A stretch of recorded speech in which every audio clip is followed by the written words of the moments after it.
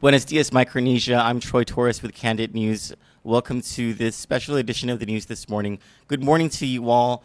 There have been some breaking developments in the case regarding embattled CNMI Governor Ralph Torres and all those involved in whatever conspiracy that the Federal Bureau of Investigation and others in the federal government are bringing against the governor and his family. We have learned from our sources in Saipan that the governor has requested a meeting with the Commonwealth of the Northern Mariana Islands legislative leadership, both in the House and in the Senate, and that later today, the governor will be departing to Japan for an inaugural flight for, I believe, Skymark Airlines. We were able to speak with CNMI Congresswoman Tina Sablan a few minutes ago, and Congresswoman Sablan has agreed to go live with us on her thoughts, speaking for herself regarding this entire process and what she knows so far about any such meeting. And so we're going to give her a call right now.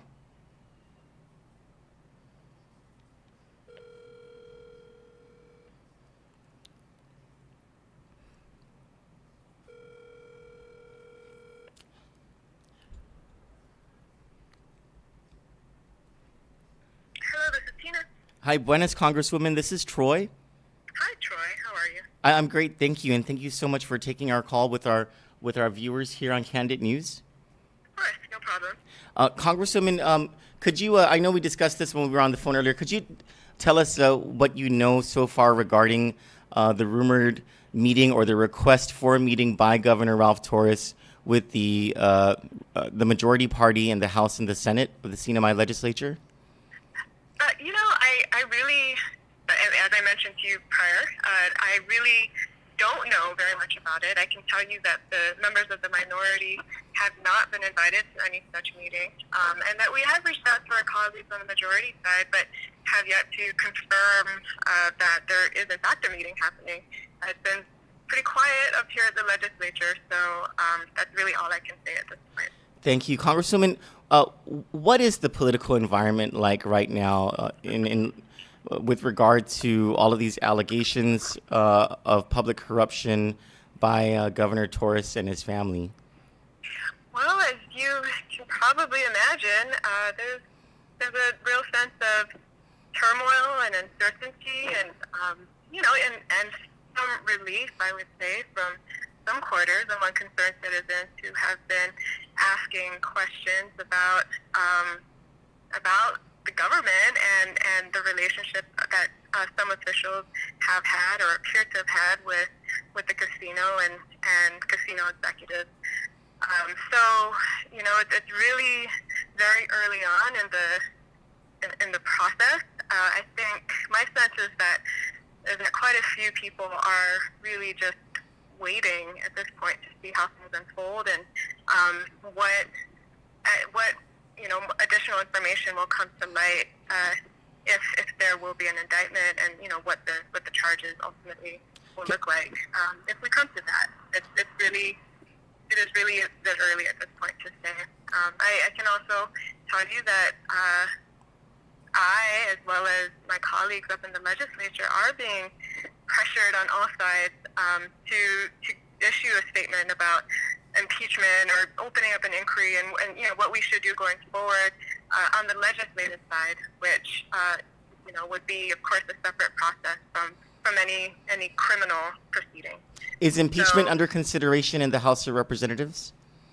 I mean, at this point, there hasn't been any action. I have gone on the record to say that I do believe that we have enough cause to open up our own inquiry on the House side, Okay. but nobody else has gone on the record yet to say that. On the minority side, we are planning to have a meeting very soon. A number of us were off island this last week, and when everybody is back on island, hopefully this week, we do agree that this is important, and we just need to all get together in the same room to discuss our position as a minority about how we move forward. You mentioned a bit earlier about a sense of relief in some quarters in the CNMI. Can you tell us a little bit more about what that sense of relief may be? Well, sure. I mean, it's not a secret, and it's certainly all over social media. I mean, people have been uneasy, and there has been lots of speculation, but then also just information about the very close relationship between certain local politicians and the casinos since even before the Saipan Casino Act was enacted. And so, it's been a very common refrain that I've heard, like, where are the feds? What's going on? Is there an investigation? Does the rule of law even mean anything in the CNMI? And, the feds have been very quiet about any sort of investigation that's been ongoing, but, I think it would be naive for anybody to think that the raids don't point to, very significant probable cause, and, they wouldn't do something like this at this level of government without having ample probable cause. I think we can all reasonably assume that. So, Congresswoman, you mentioned that you have gone on the record publicly to state that there is enough here for the House to start up some sort of inquiry regarding the governor's, regarding this whole thing about Governor Torres's involvement with the casinos and the possibility of illegal or wrongdoing on his part. Do you believe that is a sentiment shared by the majority of the people of the CNMI? I think that it would be our duty, our constitutional duty, to tackle this head on and to, at a minimum, open up our own independent legislative inquiry. We are talking about allegations of corruption, commissions of felonies, and also neglect of duty, and these are all impeachable offenses. At a minimum, I think that we have a responsibility as legislators, as the second branch of government, to look into these issues, and not leave it to the FBI and the U.S. Department of Justice to do their work and only focus on the criminal elements that may be involved. The legislative process is an entirely different process, and we have the responsibility and the power to do just that and open up the inquiry and begin to ask the hard questions that our constituents are asking and demanding. So then do you believe that the CNMI legislature has an opportunity to help to restore some public trust in their government if the CNMI legislature takes up its duty in this case? Yes, I think that is a really important part of this process. There is, no matter how you look at it, there has been a serious blow to public trust and confidence in our government. That's something that we should all take very seriously. And I think people are looking to us to show that there are checks and balances in this government, and nobody is above the law. And and that as legislators, we take our constitutional responsibilities seriously. So I think that we have cause to open up an inquiry, not solely focused on just whatever may come to light in the federal investigation, but for months now, the minority has been calling for oversight and for the legislative investigation into the finances and the management of our government's finances, which would have been an inquiry, no matter how you look at it, into the decisions of this administration. And this is really consistent with that, and I think it should be an important part too of any inquiry going forward. Congresswoman, I'm getting messages from citizens here on Guam asking if you can move to Guam and run for the Guam legislature.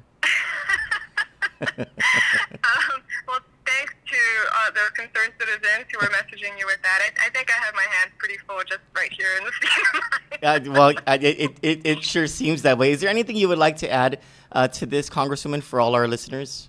Well, I actually just want to thank you, Kandit News. I just heard about your online news outlet very recently, and I feel like everything that you post goes viral, and I get things forwarded to me all the time. Well, awesome. But I do think that the media and having independent and vigilant watchdogs is so important in any democracy. And I appreciate the work that you and your colleagues in the media are doing to keep our government honest and to ask the questions that people are already asking right now. Well, I don't know if you know it. Well, I'm sure you've heard of him. Glenn Hunter is my former brother-in-law, but we have not been working together in any of this. He just, I guess he's a loudmouth, and so am I, and that's. Okay. Well, interesting. Yeah. Thank you, Congresswoman, so much for your time. We very much appreciate it here at Kandit News. Thank you, Troy, and you have a good day. You too. Bye-bye. That was Congresswoman Christina Sablan from the Commonwealth of Northern Mariana Islands House of Representatives. She is a member of the Independent Party, the minority party in the CNMI legislature. The minority party has not been invited to this meeting between Governor Ralph Torres and the leadership of the CNMI legislature in both the House and the Senate, which is supposedly going to happen at 2 p.m. today, that several sources have confirmed. The governor is scheduled to leave later today to Japan on an inaugural flight for, I believe it's called Skymark Airlines, if I'm not mistaken. But to recap what Congresswoman Sablan was saying was that she has gone on the record publicly to state that she believes that there is enough information for the CNMI legislature, for the House of Representatives to begin an inquiry into Governor Ralph Torres' administration and perhaps even an inquiry that leads to the impeachment of the governor and the House. And then I believe how it works according to the CNMI Constitution is removal would happen in the Senate. But as she said, it's still too early to tell how things will happen. She has been vocal about this matter. She said that the minority has been vocal about this matter for several months now on the whole issue of several unanswered questions regarding Governor Ralph Torres' involvement with IPI CNMI LLC, the company that runs the casino in the CNMI, and public corruption. And the Congresswoman sounds a bit frustrated. She sounds like she knows what she would like to do on behalf of the people of the CNMI, and let's hope that the rest of her colleagues, especially those in the majority party, pay attention to the concerns that she is spelling out in the CNMI legislature that seem to reflect the concerns of many citizens in the CNMI. And, ironically, a lot of the same sort of themes that we hear and see on Guam regarding corruption here in other cases here on this island, going all the way up to our own governor. Separate matters, yes, but the same sort of themes going on. And so we're very thankful to Congresswoman Sablan for taking our call. So let me just go to what your comments may be here. Hafade to everybody. Thank you so much for joining us at Candid News. Good afternoon. Jacob Nakamura, who just came back from our Saipan Bureau this morning, I think, or maybe it was last night, I'm not sure, says Biba. Let's see.